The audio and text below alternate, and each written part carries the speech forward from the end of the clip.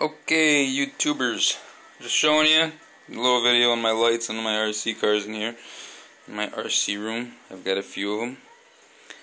In case I had a question on how I put the lights in. And I seen the other ones that you actually have to cut a hole in the body itself, and then you get a little two-piece headlight that you screw on from the outside to the inside. And I didn't like that style. It just looked retarded. I wanted it to look a little bit more like the car. So this one I put two LEDs in the front, two blue ones on each side to simulate, you know, the look of the headlight. And of course on the back as well. And look, that would look like a skyline. And then this one I did the same. I did the over and under instead of side by side. I got double headlights on my Revo here as well. That's my paint job. And that one. And bring it down here to my slash. I'll pull this one out. Be a little easier to show you. Turn some light on. Here's where I mounted the toggle switch. Just a little tiny toggle switch. You can get them on eBay.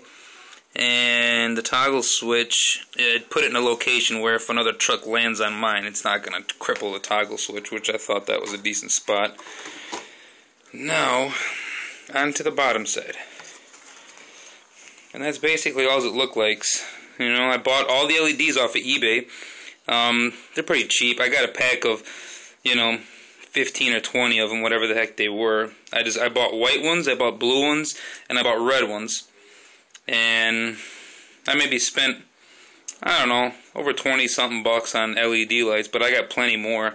I can sit here, if I break any or lose any, then I can always replace them. And that's all that is. Let me turn the light off so you can see that a little better. It's just a normal hot glue gun that you can buy for like a couple dollars at an antique craft store or something.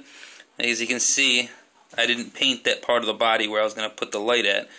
So I left it taped off when I painted it so it shines through nice and clear. All I did was just take the LED light, hold it right there, and just put a bunch of hot glue all around it. Sticks it in perfectly.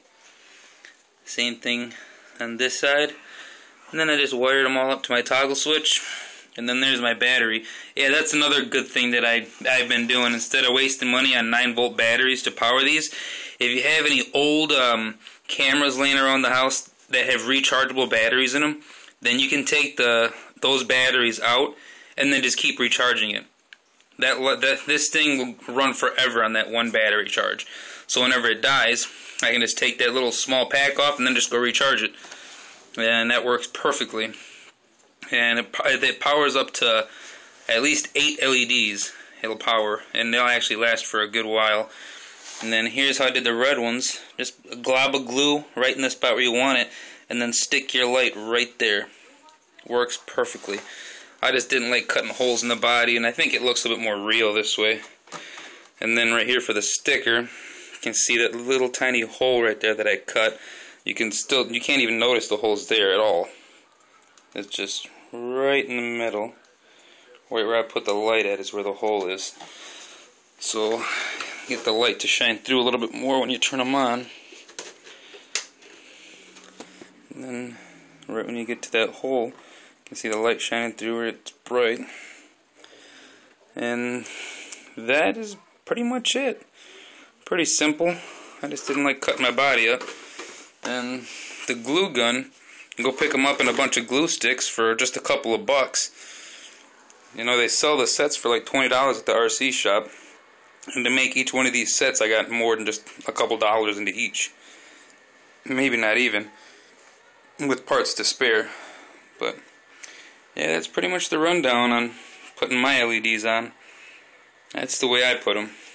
So in case anybody has any other questions, yeah, just let me know and I'll post some more vids for you. Good luck if you try it. It's a lot better, I think.